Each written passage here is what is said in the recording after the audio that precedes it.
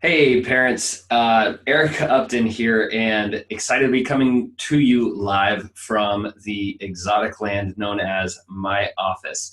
So the reason we're shooting this here is because we had some technical errors, technical difficulties the first time we did the parent meeting. So a lot of you have been waiting. I promised. I said we're going to post this parent meeting video that we shot back when we did the parent meeting a couple Wednesdays ago. And I said, hey, we're going to post this online.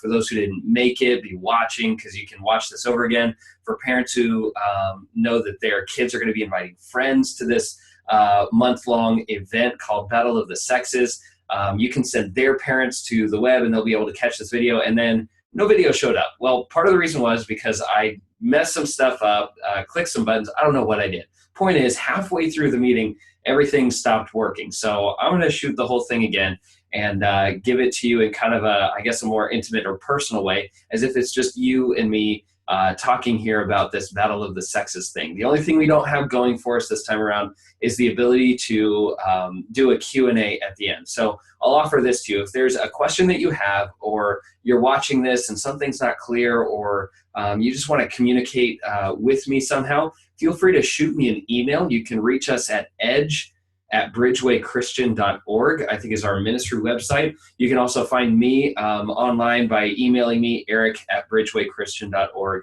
and be happy to communicate with you there. You can also be following along with the entire series of Battle of the Sexes. We're going to hand out what we call shotgun questions to you as parents. Those are going to come out every week. Our goal is to have those come out the afternoon of the Wednesday night so that you can be equipped and prepared for when your students hop back in the car. You'll have some cool discussion questions and things to talk to them about that are relevant to everything that they learned and experienced. So with that in mind, let's just jump in and we'll dive into what this is. So for those who have never been a part of Battle of the Sexes, it's kind of our most excited about, most enjoyed series or event that kind of happens within Edge Middle School Ministry. What we do is we take an entire month-long period to talk with students about the truths regarding love, sex, dating, relationships, marriage, and even about who they are as individuals specific to their gender. So we're going to be talking about all kinds of issues that kind of range from the subjects I just mentioned and a number of other things. And we do this because we think that this is one of the most important issues to be able to talk about as the church. It's funny how frequently and how often parents and people and society in general gets uncomfortable with this thought process that the church would talk about sex with students or talk about love and dating relationships and all that stuff. And the funny part is the world talks about it all the time. I mean, our culture is constantly talking about sex. You can't watch the Super Bowl without sex inundated commercials. You can't watch any sort of sporting event without tapping into alcohol and relationships and sex just in the commercials alone. And that doesn't even deal with things like sitcoms and romantic comedies or things that are brought out in issues that are in movies, in a lot of the popular books that are being read by students, and even in a lot of the music that they listen to. If you go to YouTube right now, you can actually type in a search and look up the top 10 most popular songs for this current week. And it'll show you a list of those songs, but it will show them using clips from their music videos. And if you just look at the top 10 music videos that are popular right now, it may come to surprise you the subject matter that a lot of these songs are actually dealing with.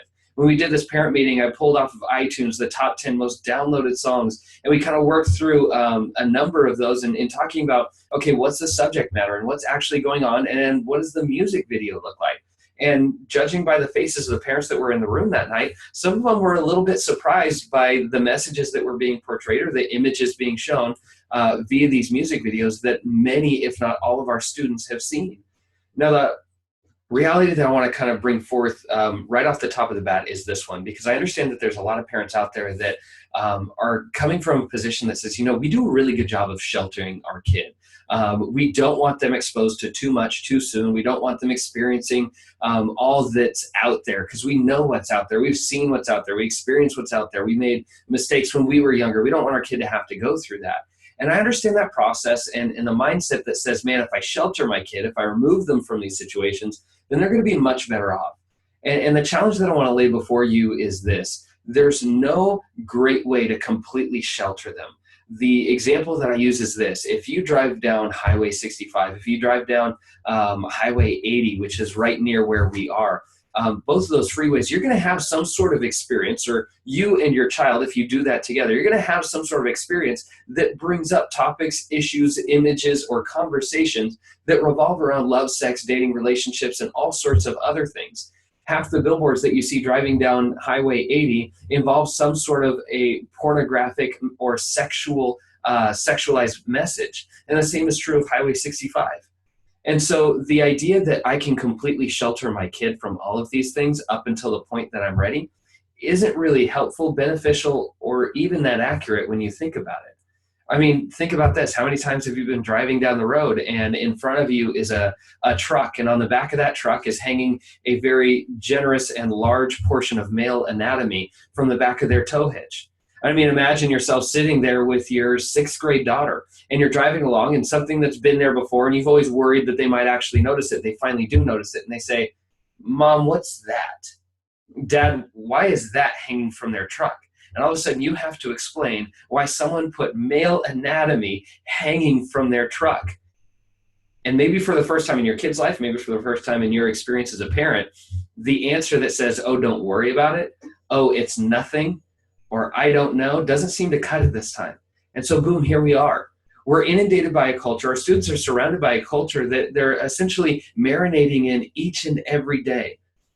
And the biggest concern I have as a youth pastor, because I see it frequently, is the lack of preparation and equipping that goes into our kids and into our students in how to deal with, manage, and have the proper biblical worldview for situations that come up like this. So Battle of the Sexes is one of those things that we try and offer to help spur that on.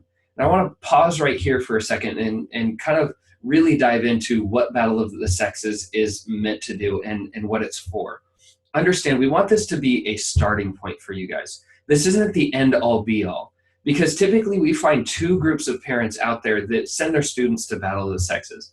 We have one parent that kind of sits there and says, "Gee, I'm really not sure. I don't know if my kid's ready. I think they're going to be really uncomfortable. Maybe I should just hold them back for a year." And ultimately, that is up to you, and that's your decision whether or not you make that. And to be honest with you, you know your kid best, and we get that. And we want to love you through that and support you in that, but we don't want to let you off the hook completely. Even if your student isn't comfortable coming, or you're not comfortable with them coming and you're going to hold them out, if that's the decision you make, we're okay with that. But allow us to resource you and give you tools to start having conversations even now in the comfort of your own home, in the comfort between mom and dad and student or whatever that is, to where these conversations are being had. Because just because they're uncomfortable, that's not a good enough reason to not have these conversations, to not talk about these sorts of things. So for those who are kind of hesitant or maybe withdrawing, we really want to encourage you to come. And we kind of run across this a lot. But the other side is the side that says, "Oh, thank God the church is talking about it. I'm so glad this is an issue. I know they're dealing with it. I see their pictures on Instagram or their friends post on Instagram. We're really concerned, not sure how to talk about it. So I'm glad that they're going to this because I can send them to church and the church will fix everything that's going on. And then I don't have to worry about it." Well, that's not exactly what we're for either. You see, Battle of the Sexes, Edge Middle School Ministry, our small group leaders, myself, what we want to be is an addition to your family and the conversations that should be happening. I want to dispel a myth right now, and it's kind of a myth that every parent is afraid of anyways, so I hope it helps, but it may actually add a little bit more pressure to you once you hear it. The myth I want to dispel is this, that at some point in your parenting experience, you're going to have the talk. I want to get rid of that. Forget about the talk. In my opinion, the talk should never exist. Have I used air quotes enough? I think so. Here's what I want to encourage you with. Conversations about sex are not one-time conversations between you and your student. They're constant, consistent conversations that you have about love, sex, dating, relationships, culture, media, influences, peer pressure, decision-making. All of that stuff is tied together. And we need to be constantly talking about that stuff because the reality is, even when we're not talking about it, guess who is? The rest of the world. Your kids, their friends, other adults, the media. They're constantly hearing these messages. For parents that have an attitude that say, "We don't really talk about that kind of stuff because I don't think they're ready," or "I'm not sure they're comfortable being exposed to that right now. Let me tell you this. This is the reality. No one ever sent you an email or asked you permission to begin the conversation with sex other than us, really. I mean, ask yourself, did you get an email from Miley Cyrus asking you if it was okay that she twerk live on stage in a flesh-colored bikini while spanking the backside of a backup dancer? I certainly didn't get an email notifying me that that was going to happen. Did you get notification or were you asked permission when Robin Thicke came out with his song that talks about how he wants to treat girls and blur the lines between what's appropriate and inappropriate? Did Kim Kardashian warn you or notify you of the picture that was going to be coming out of her half naked popping a champagne bottle up and over her to a glass that was resting perfectly on her backside? I don't think so. And yet this is the stuff that our students are seeing and talking about. And even if they're not the ones personally seeing it, their friends are. And their friends are talking about it. And it's happening. It happens even within our middle school ministry. There's no way to keep it out there. And what we want to encourage you with is this. Don't rest on having one conversation with your students. Understand that this is a process. Also understand that Battle of the Sexes, this series, and even this ministry is not the end-all, be-all conversation to this subject. You are. Over and over again, students admit and acknowledge constantly when asked that the number one influence in their lives, well, it's you, mom and dad, parents, guardians, the people who are impacting them the most, who weigh heaviest on their decision-making processes, well, that's you guys. And so it's important that we leverage that opportunity to be constantly communicating what the values and truths are in relation to this subject.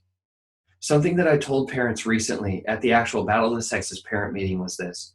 Just because you're not talking to your students about sex doesn't mean that no one else is either. It just means of all the voices that are talking to them about love, sex, dating, and relationships, yours is the only one who's not. Think about that for a second. They're finding answers, they're getting answers, and they're forming opinions. Well, the question is your voice playing a role into that? I wanted to stir these thoughts right off the bat in part of the explanation of what Battle of the Sexes is. Now, to kind of offer you some other perspective and hopefully some encouragement, understand that Battle of the Sexes is not designed to be a science class or a biology class or a human anatomy class. We're not in this for shock value. We're not going to try and just overwhelm your students and inundate them with all kinds of information on STDs or STIs and all kinds of risks and early pregnancy or images of abortions or any of that kind of stuff. We're not in this for shock value.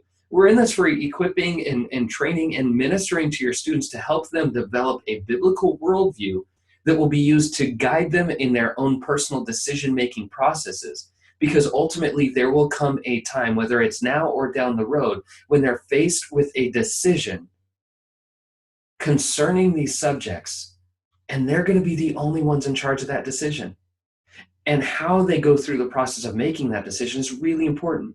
So it's critical they have the tools. We want to help provide some of those tools, but understand the actual training of those tools, the use of those tools, and a lot of that backup stuff, it's not on our shoulders to do that. It's on your shoulders to do that as mom and dad, or as guardian, or as parent. So be encouraged. We're not going to try and shock your kids. We're not going to try and surprise them. We're going to show graphic stuff or anything like that, or speak graphically or what have you. But we are going to speak truth. We're going to be very authentic with your students, very open and honest with them about things. We're going to have small group situations where students are together based on grade and gender, and we can't control, nor will we necessarily try to control what each and every student says. And yes, your student might be exposed to some information that maybe they didn't have before. And maybe they'll come home with a question that shocks you where you weren't prepared to answer. But how great is it that they come to you with that question? That's a big deal. And as small group leaders, we're going to be training one another and building each other up to encourage the conversation to go back to you more often than not, because we want those conversations to happen. If a student brings something up in small group, we're going to try whenever possible to not answer that just on ourselves, but to push them back to you for that answer. We're going to teach them and how to ask the question and encourage them that it is a good question and be there to talk with them about stuff. But ultimately, we want to help cement that bond in regards to these subject matters between you and your student, because we feel like that's the most powerful and influential bond that we can promote as a ministry.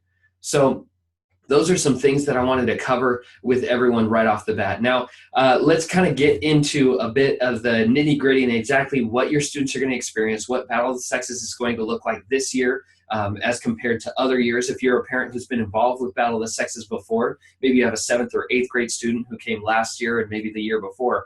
Battle of the Sexes is always going to have a lot of similarities, but we always tweak it each year to not only try and improve it and make it better and more beneficial for the students and also you as parents, but we also try and tweak it just to keep it fresh and different, so we're not presenting the same stuff over and over again. So each year it is a little bit different, and that's why I find it important that you're watching this and experiencing it. So here it is. I'm going to share my screen with you guys and show you exactly what I'm looking at. This is the handout that we gave to parents. You can download this on the city. If you look at the Edge MSM page, you can download a PDF form of exactly what I'm going to show you. But here it is. This is the schedule that we're looking at right here. So if you look over here, you're going to see each week is broken down, or the month is broken down into 4 different weeks. And what we're doing is, instead of having a 5-week long series, we're doing 4 weeks. In years past, we've done 5 weeks because we use that 5th week as a catch-all small group experience. In the past couple of years, what we've done is kind of eaten up all the time with presentation, conversation, and also some of the fun and games that we have throughout the series, and we've saved one night for just small groups. Well, this year we're going to try and work small groups into every night. We feel that because of the subject matter and everything that is going to be talked about, it's too important to capture that momentum, to capture those feelings, to capture those questions, and have those conversations inside of small groups the night they happen. On the last night, we are going to have a panel night, and I'll get more into detail a little bit on that one. But let's roll through the guys' weeks first. So over here, you'll see guys' week number 1, and we're titling that The Naked Truth. I'm going to be speaking to our guys. So each week, we separate guys from girls, and we have specific messages or lessons that are tailored to each gender. So the girls are going to hear something completely different than what the guys are going to hear, and we try and make sure that those things are specific to what each gender is wrestling with or going to wrestle with, or how they need to be equipped specifically to benefit and help grow and tool and equip them. So week 1 for the guys is called The Naked Truth. It's every man's battle with pornography, lust, and our body. So I'm going to be talking a lot about pornography. Every guy's struggle with porn, with images, with lust, and also with how we react to that internally as our body. I am going to get into some of the science behind why guys' brains are hardwired the way that they are, why they react the way that they do to pornographic images. I'm going to talk very openly and very candidly about my story and my own personal history and struggle with pornography and what that looked like, and what it meant to me to step out of that and come from that, and then how I live each day in light of knowing that I have struggled with it and there is a history there and a propensity to fall back into it. So it's going to be a really powerful thing for a lot of our guys. Understand this, just a couple of stats to throw out for those of you who are parents of middle school boys. The average age of the first pornographic experience for a boy is at 8 years old. If you do the math, then that tells you that every single male in our ministry has at one time or another seen a pornographic image at least once in their life. That's pretty daunting information right there alone. There's all kinds of other statistics and reasons as to why we choose this as our first week, but it's a very powerful week, and we'll give tools to you as parents to have conversations on the back end with your son as he's getting into the car and as you guys are pressing forward. And we also have tools for you as parents. If something is uncovered and you realize that it's outside of your scope of ability to help them through that, we want to give you the tools and resources to to walk through those things with your kid. So week 2 for the guys is going to be called CrossFit. We're talking about real masculinity as being a product of strong character, leadership, and identity in Christ. We are super blessed to have a gentleman by the name of Casey Fry. Perhaps you've seen him preach in our main service, stepping in for Lance. He does a phenomenal job. We are so blessed and so excited to have Casey come in and teach our young men about what true masculinity looks like. That it is not everything that our culture and our world tries to sell to them as what being a man is. It's not about chasing girls. It's not about how often you have sex or that you've had sex or that you've lost your virginity. It's not about drinking and partying and all this other stuff. It's about leadership, and it's about strong character, and it's about being secure and confident in your identity in Christ. So really excited about what Casey's working on. He shared bits and pieces of it with me as we're working through. So that's going to be an awesome, awesome week. Week 3, we're super excited to have Dean Ogden, one of our main volunteers in Edge Middle School Ministry, speaking to our guys in a message called Epic Fail. This is when it comes to leading, loving, and living as a man. Conforming to the standards of our culture will lead to an epic fail. So in this one, we're going to hit hard on standards and desires that we have for our young men to live into in how they treat and respond to the girls and the women that are in their lives. We want to set them up for success in relationships that they may or may not be in or will have in the future. And we want to set the bar really high as far as the expectations on how they view and treat women.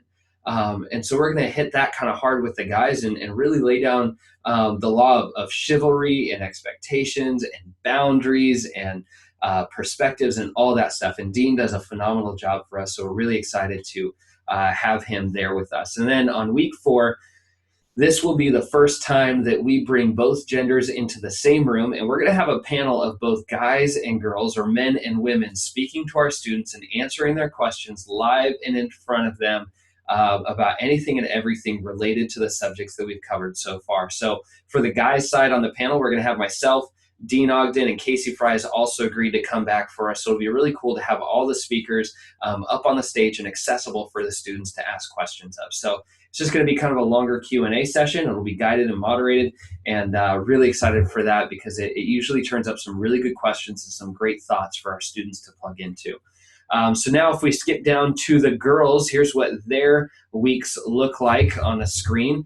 Week 1 for the girls, we're calling Mirror Mirror, and super blessed because Edge just has incredible leaders, like amazing teachers and speakers and leaders who are just super passionate about students and what they're learning, what they're seeing, what they're experiencing, how they're equipped, all that stuff. So Brenda Yasu, one of our great leaders in Edge Middle School Ministry, is going to be teaching the girls about body image, comparison, and compromise. Basically what we discover to be the 3 common traps that middle school girls and really females in general find themselves falling into over and over again. So Brenda's going to be talking about what it looks like to live a life that doesn't place value on one's own body image, that doesn't play the comparison game and always come out the loser on that, and also doesn't compromise standards simply because it's easier or looks better or allows for access to certain things that the world says you should be wanting this or desiring this. It's going to be a really powerful week, really exciting time for our girls.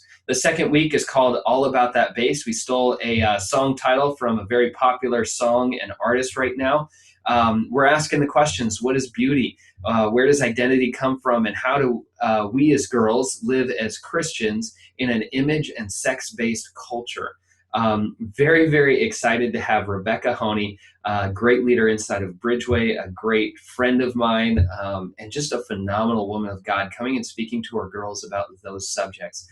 Rebecca came and spoke last year, was a huge hit with the girls, does a phenomenal job, is wonderful at really connecting not only with the girls, but really drawing truths out of Scripture and making it apply to their lives. So we're blessed to have her come. In our third week, All of Me is what we're titling it. That's another song title ripoff from, I believe, a John Legend song, which is incredibly beautiful to listen to. But the idea here is this: created for more than a moment, avoiding the pressure of attaching your value to relationships, love, and sexuality.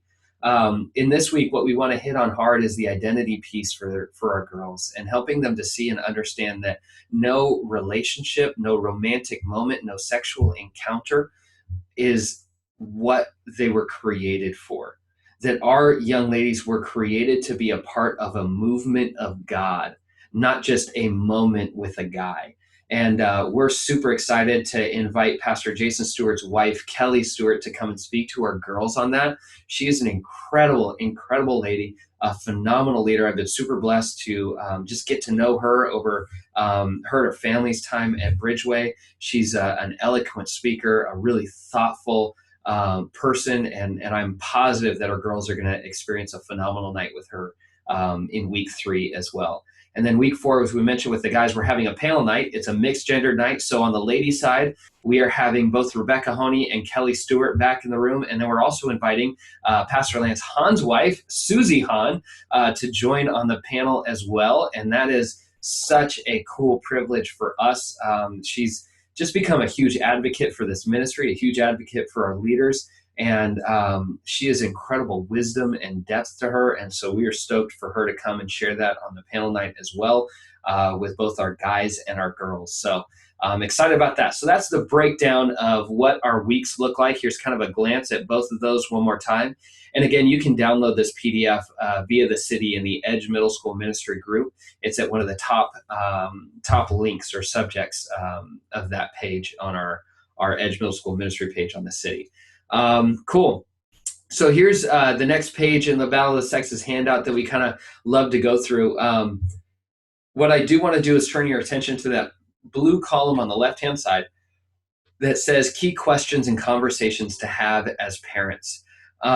What I want to encourage you to have is an opportunity where you and your significant other, or even if it's just you, if you're in a single parent home, this is still an important conversation to have with yourself.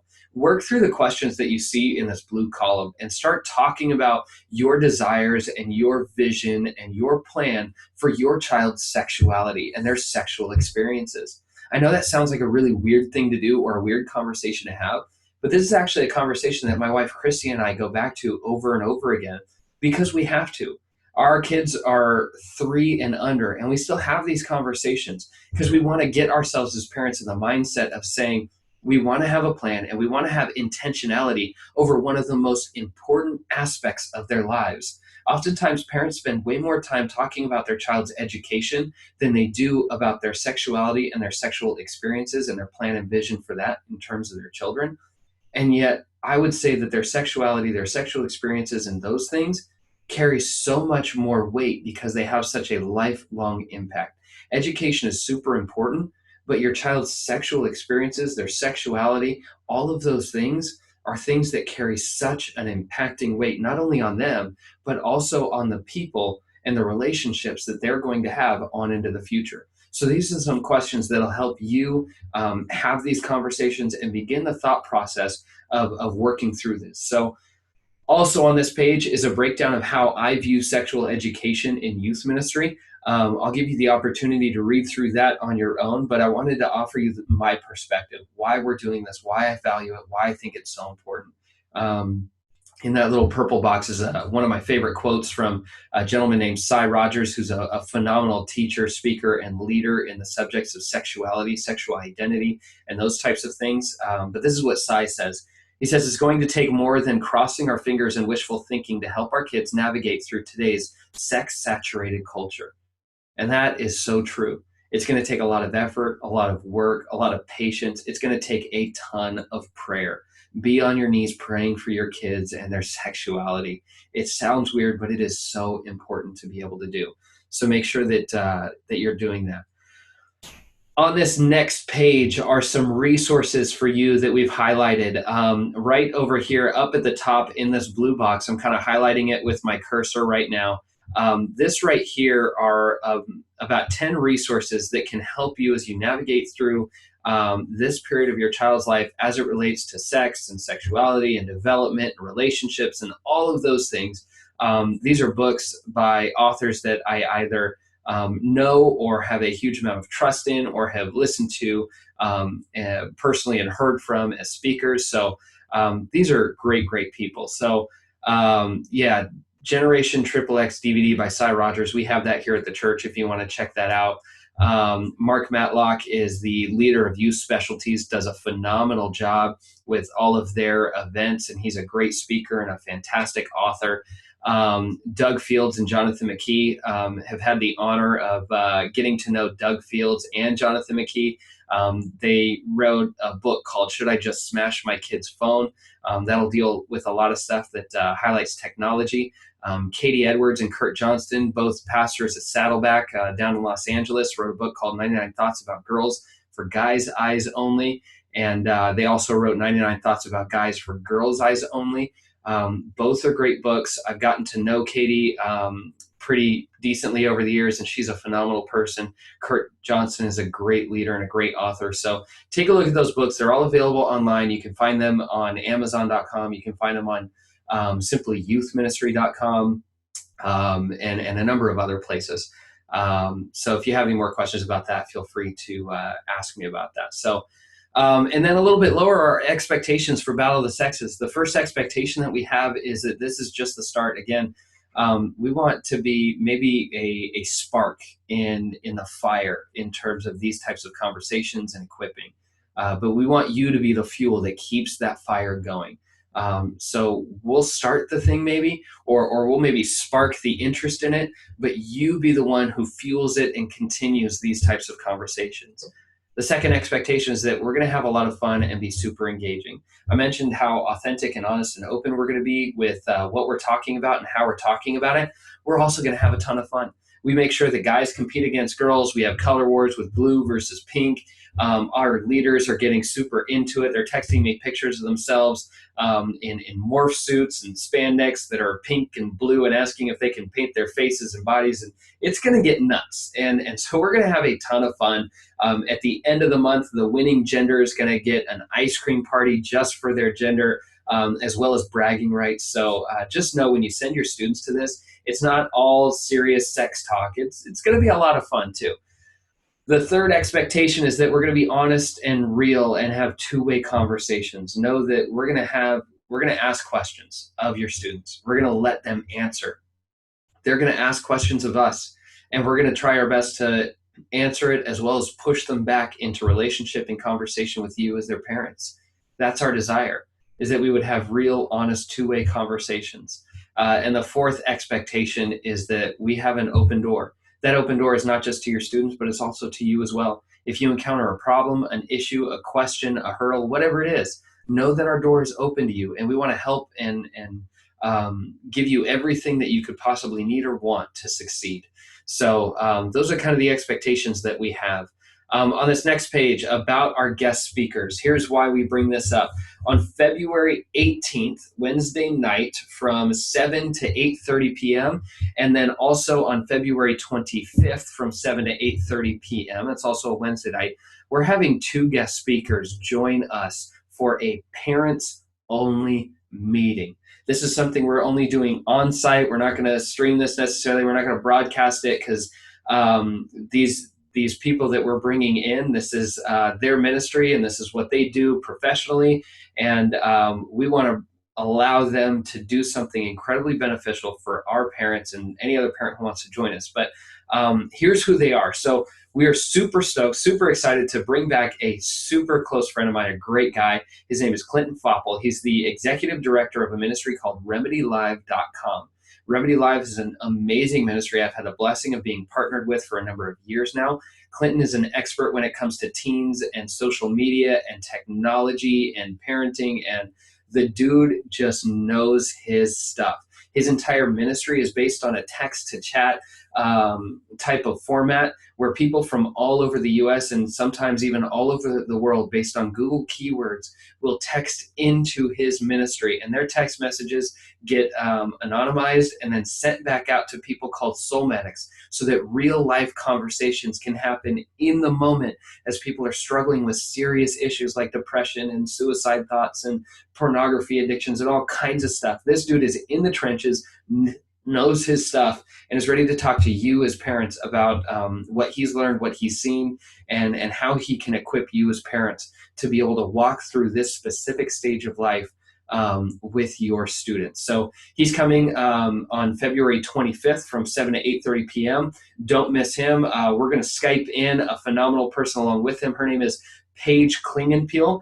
She is a licensed mental health therapist who works specifically with teens as well as parents of teens. She is a part of a website called trendsandteens.com, where she equips parents to understand the stage of life and equips them on how to better walk through the stage of life with their teens. It's connected with remedylive.com. So we're going to bring her in via technology, and she's going to be talking to you parents as well. And it's something you don't want to miss. The knowledge that is in the two heads that will be available in this room is not something you want to miss. So if that means rearranging your schedule, canceling plans, telling your mother-in-law she can't come until 2 weeks later, whatever it is, make it happen and be there. And then go knock on all the doors of all your neighbors or all the people who have teens, or really honestly, anyone who's got kids ages 8 all the way up through 18, they need to be at this. That's a fact. I'm going to say that again. If you or someone you know has a child between the ages of 8 years old and 18 years old, they need to be at these parent meetings. Here's why. The issues being covered are not just 13 to 16 issues. These are issues that parents with children as young as 8 and all the way up through 18 are facing, are going to face, or have faced and could use equipping on. So don't miss out on this. Now, the week before that, February 18th, we are super blessed because coming in and joining us is Walt Mueller, the founder and president and director and head honcho of an organization called the Center for Parent and Youth Understanding, or CPYU.org. Walt is an amazing guy. I had the blessing and honor of traveling down to Los Angeles and spending a week with Walt. And my view of ministry, my perspective of biblical worldview and students and how it relates to parents was dramatically changed and impacted because of this man and his ability to teach and share knowledge and encourage and inspire, and his ability to understand youth and youth culture and translate that into something that impacts ministry and parents. This guy is so intelligent and so wise and so helpful. This is something you don't want to miss. He's going to be joining us and sharing his heart and his thoughts and his insight with us. And you will gain more from these 2 weeks than you could probably ever gain from reading a ton of different books or taking a ton of different notes or listening to me or whatever it is. What I'm basically saying is, mark your calendars and don't miss these opportunities. These people are awesome. You can read more about them, their websites, and what they're doing in ministry by downloading this packet or even doing research via remedylive.com, trendsandteen.com, or cpyu.org. Last page of our packet is this one. It's called Exposed for a Purpose. And here's that quote that I mentioned earlier. This is something that I'm quoting myself. I don't know if that's humble or not, but here it is. I thought it was good. Just because you're not talking with your kids about sex doesn't mean no one is talking to your kids about sex. It just means of all the constant voices they hear talking about sex, yours isn't one of them. What you find in here is kind of an open letter as to why I feel it's so important that we're honest and authentic and forthright with our students about sex and love and dating and relationships and everything in between. So go ahead and take a look at that, and you can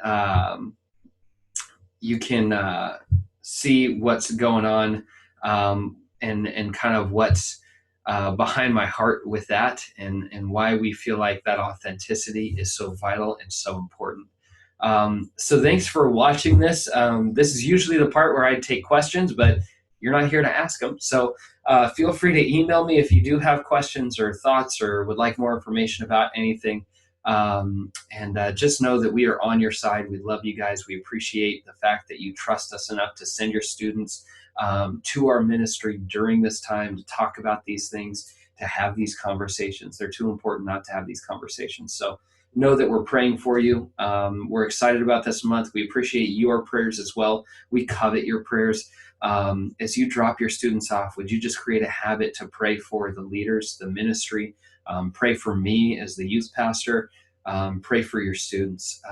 Man, if you just make it a habit to where from the moment they exit the car, to come into Edge, to the moment that you walk in through your door, if you just spend that time in prayer for us, what a difference in this ministry it would make. What a difference in your child's life it would make. What an impact in my life and the life of our volunteers it would make. So that would just be a cool habit, a request, I guess, from me to you. So thanks again for watching this. I appreciate it. Again, you can communicate with me at eric@bridgewaychristian.org. You can also find us on Facebook by typing in Facebook.com/EdgeMSM, and you will find us there. Please like our page, comment, share anything that you find there. You can also follow us on Instagram at EdgeMSM, or you can find us on Twitter at EdgeMSM. So feel free to keep connected that way. Also on the city. We'll see you later. Have a great, great day.